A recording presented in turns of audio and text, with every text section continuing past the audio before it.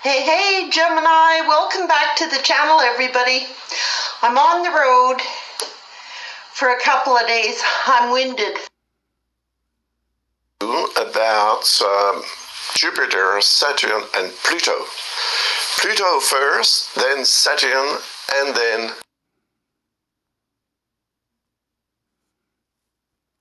Jupiter. The three planets are going to start to move in direct motion again very soon.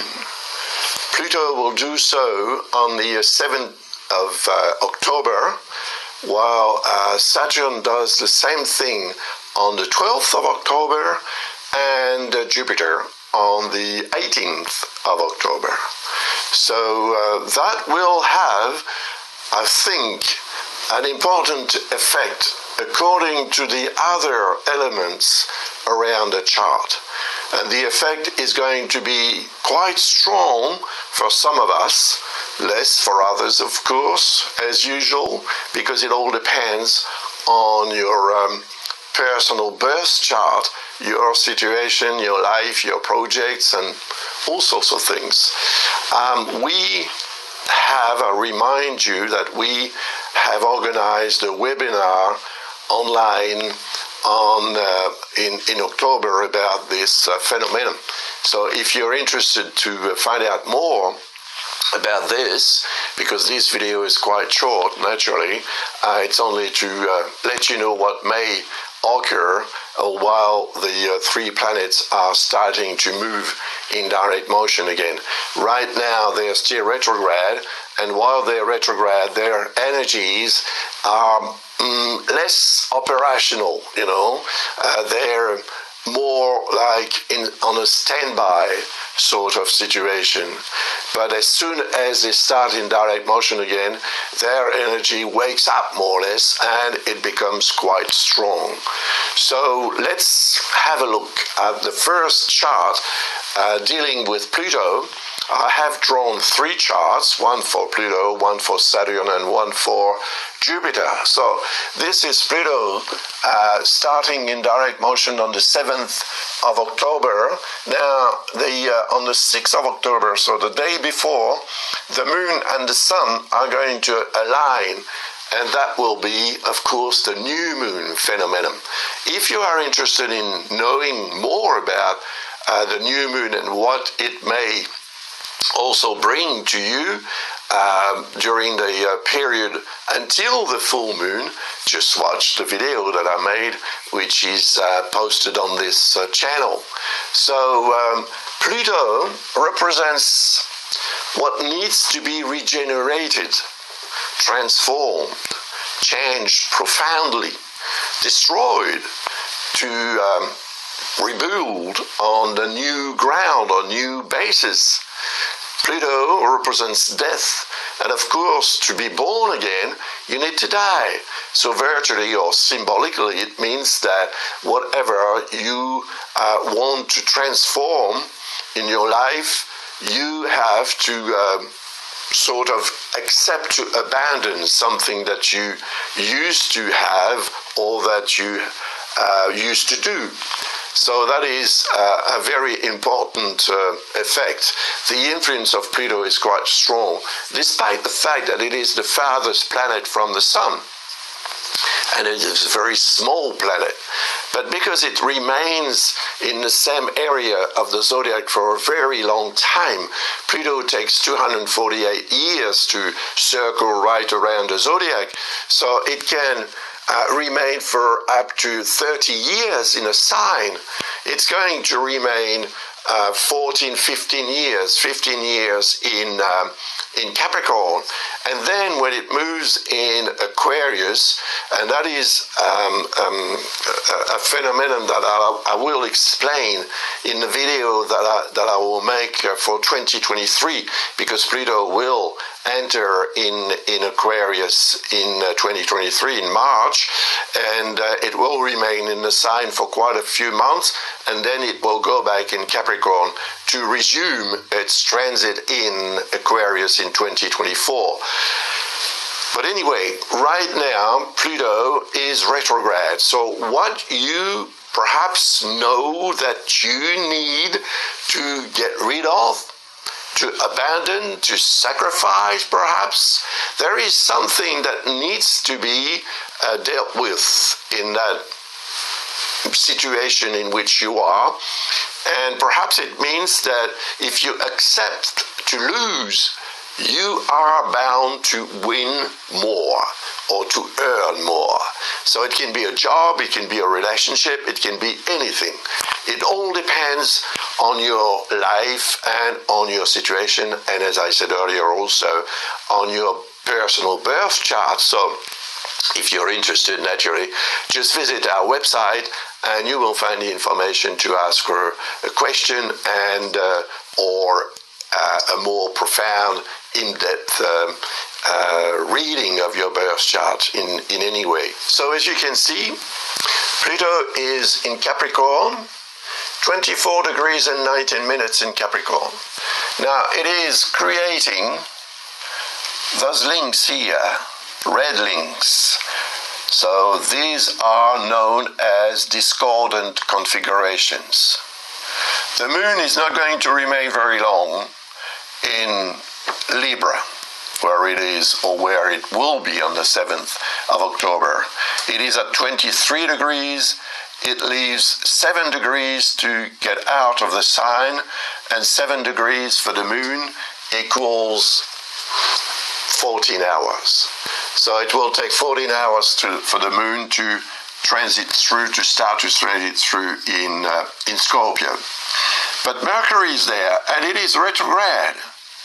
And the Mars is there as well, and the Sun, of course, is in Libra. So this configuration here is quite strong. And it could indicate that something may happen in a kind of violent, sudden, and drastic manner. So that can affect your life, naturally. It can also affect the world, like, something happening that is very, very strong. Mars is the god of war. Pluto is the god of death. Mercury is the messenger of the gods. The sun is life. And of course, the moon represents our emotional self. So our emotions will need to be quite strongly controlled in order not to get affected by what may happen especially during the day, during the 7th of October.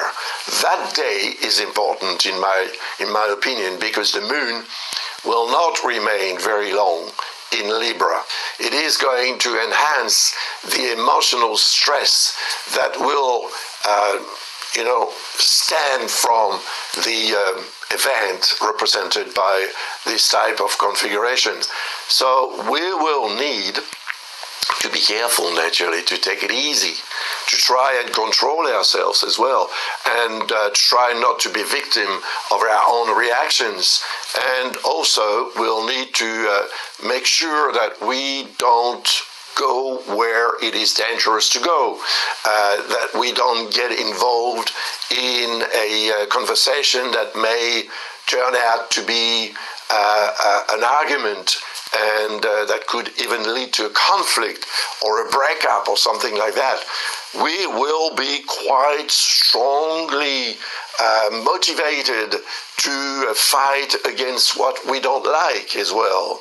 So perhaps it is a day that we should sort of consider like a sensitive sort of time, during which perhaps it will be better for us to remain calm and to get away from the madding crowd in order to avoid, any possible problems that may be represented by this type of configuration.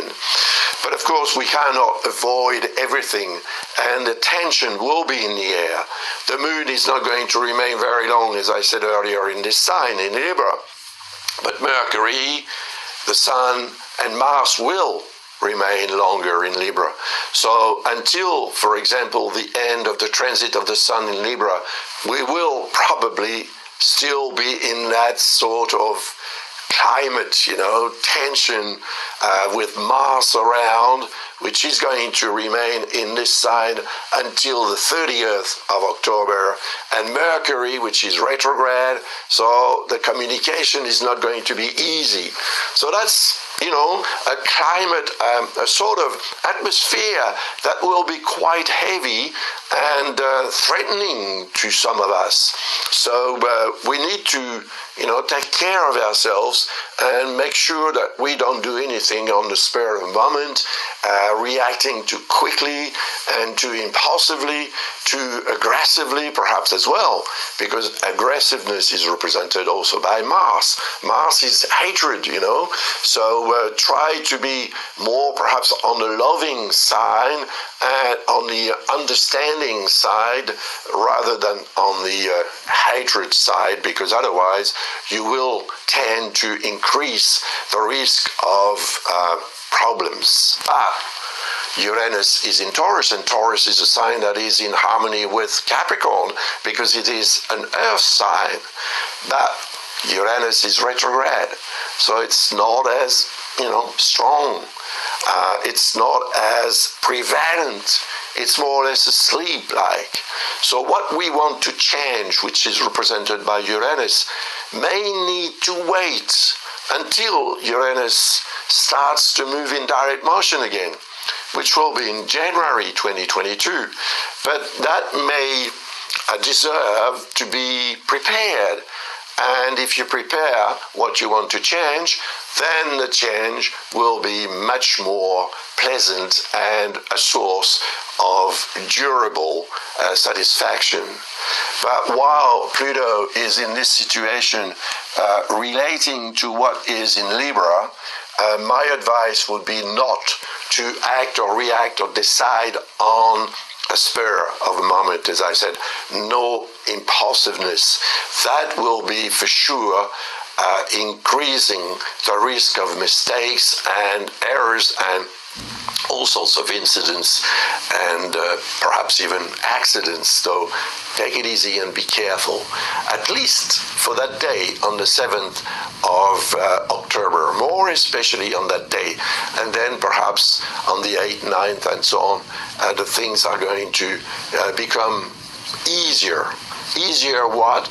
Well, simply because Saturn on the 12th of October is going to start in direct motion again, and Saturn will not be in discordance with what is in Libra. It will be in harmony with it. So let's have a look at the chart right now. So this is the chart with Saturn here at 6 degrees and 53 minutes in Aquarius. Not far from Jupiter, which is also in Aquarius, but still retrograde on the 12th of October. And as you can see, there is a blue line here going from Aquarius, from Saturn to what is here in Libra, that triple conjunction between the Sun, Mars, and Mercury. That is important because it represents our need to act and react, to do things and to express ourselves as well. But I remind you that Mercury is retrograde. So what we are going to say, what we're going to perhaps listen to, what we're going to try to understand, to learn, may seem not so easy. And because of the energy of Mars and the Sun next to Mercury, we may tend to do so too quickly, once again, too impulsively. And what you're going to say may not be understood like you understand it.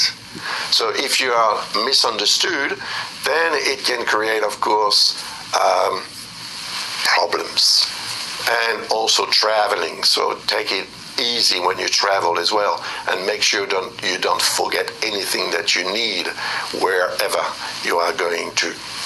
But Saturn in harmony with this conjunction is very helpful because Saturn represents wisdom. It represents time, whereas Mars represents speed, And when Mars is in full motion, then we tend to speed up and perhaps to go too fast for our own good. So Saturn is the brake pedal in a car. Mars is the accelerator. We need both. And in that particular case, the accelerator, Mars, is in harmony with the brakes, Saturn. So that means that we will have a chance to be much more efficient in what we do, because we will take our time to do it in the best possible way, so that we get the best possible result. And that is, of course, the influence of this type of configuration. The sun represents life. It is our life. It is what we can get from our life. And Mars represents the energy that we put to get what we want to get from our life.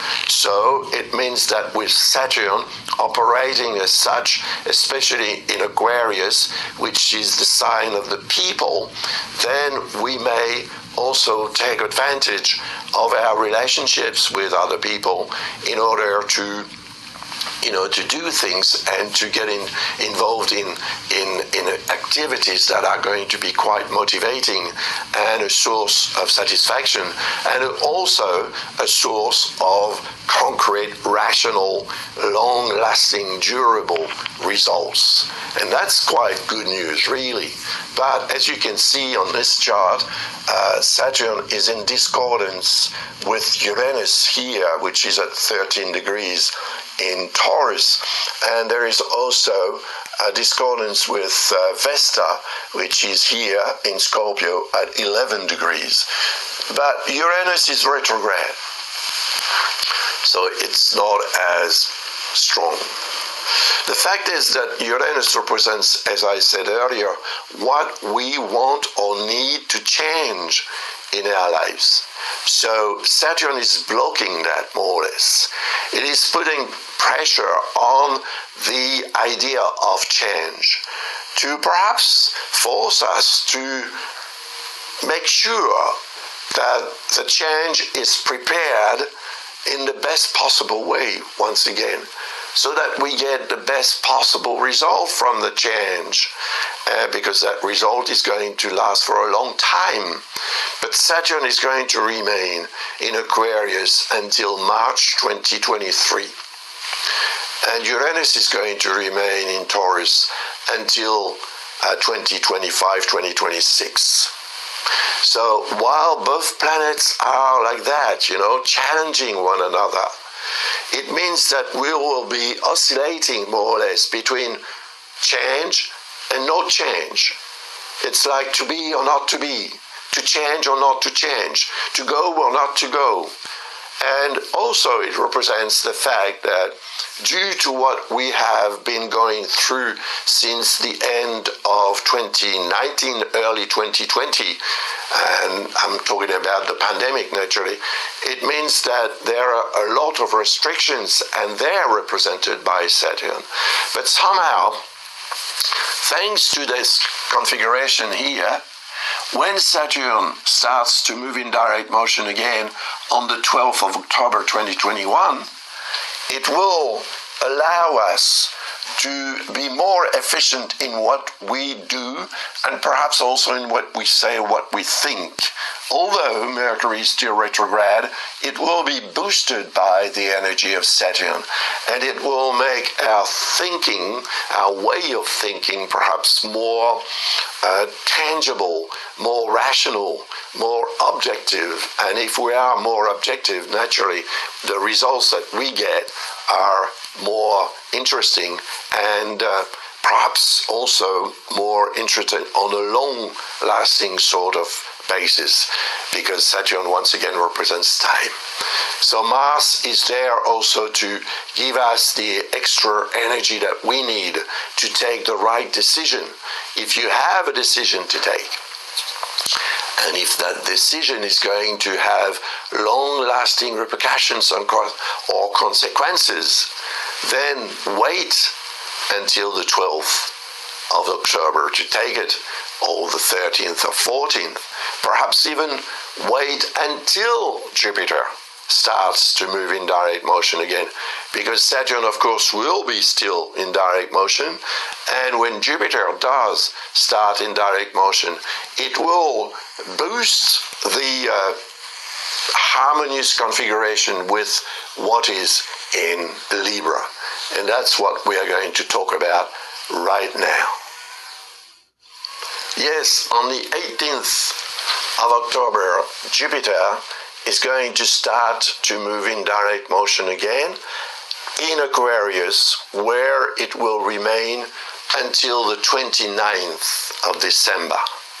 So that's quite, a few months, during which we will be more efficient, I would say, and more enthusiastic, more optimistic, more outgoing as well, to achieve what we want to achieve. And Jupiter represents everything that is official. So if you've made some steps, to obtain something important, if you've been studying and if you have to go through an exam or something like that around that day or before the end of the year, Jupiter will most probably help you do so, especially actually from the time Mercury starts to move in direct motion again, and that will have a very positive effect because it will happen in this sign, while the Sun will remain in Libra for about 5 or 6 days, 5 days from the 18th of October. Mars will remain until the end of October in Libra. So they will be also in harmony with Jupiter.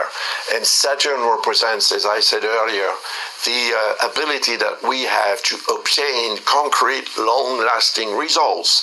So if you've been waiting for something for quite a long time, because Saturn has been retrograde for quite a long time, then perhaps when it does start to move in direct motion again, and when Jupiter does, you will receive the official answer to your request, or perhaps the official result from what you have been doing in order to obtain such result.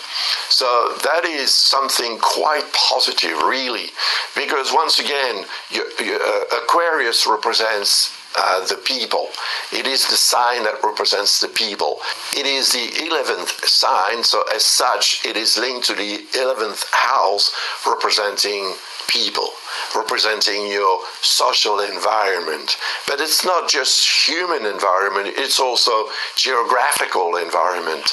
So there will be something moving forward that will start to move forward again from the 12th of October, and then it will be confirmed on the 18th of October, or from the 18th of October onward.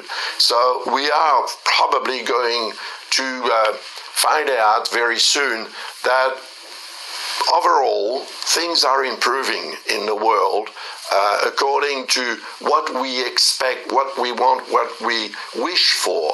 Really, it's quite positive, although naturally there is still that discordance with Uranus, and another one here with Vesta, and Jupiter, which is also in Aquarius, is more or less in discordance with Uranus in Taurus. And also you see that here in Gemini, which is a sign in harmony with Aquarius, in harmony with Libra, you have here the black moon, Lilith, which is the mean position.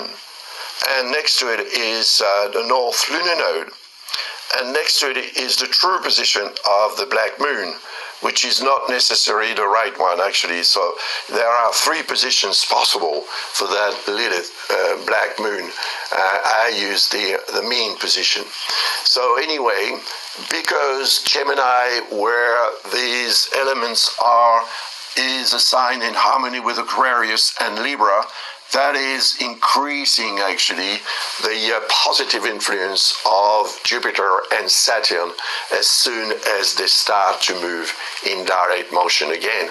So until the end of the year, which is until Jupiter changes sign to transit through in Pisces, of course, there will be a feeling of evolution, progress, and for some of us, great success, actually. And Lilith represents what is not clear, which is going to become much clearer. And the North Lunar Node represents that toward which we should be tending to go. Therefore, it means that thanks to Jupiter and Saturn, thanks to Mars as well, and to the Sun until these planets change sign naturally, we will have the incentive, the motivation, the positive motivation to move forward and to do what needs to be done in order to obtain and to reach our goals, to obtain the best results, despite the fact there is still this configuration with Pluto naturally, meaning that we'll need to sacrifice something. But it will be done because we want to succeed. So, sacrifice, yes, but that is to get a reward from the gods, just like the ancients used to do. It means that what we accept to lose, even though it may be painful, will serve us in some way. It will become a source of reward. It all depends how, of course, we deal with that notion of sacrifice. If we feel that we are a victim, then of course we tend to lower our ability to fight and to resist and to combat for what we believe is right.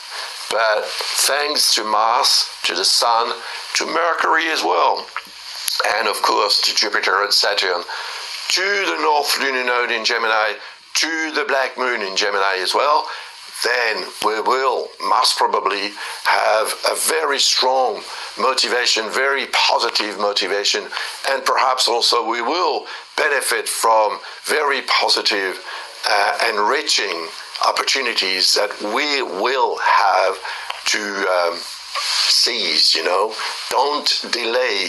Just do what you want as well as you can so that the result you get is the best possible.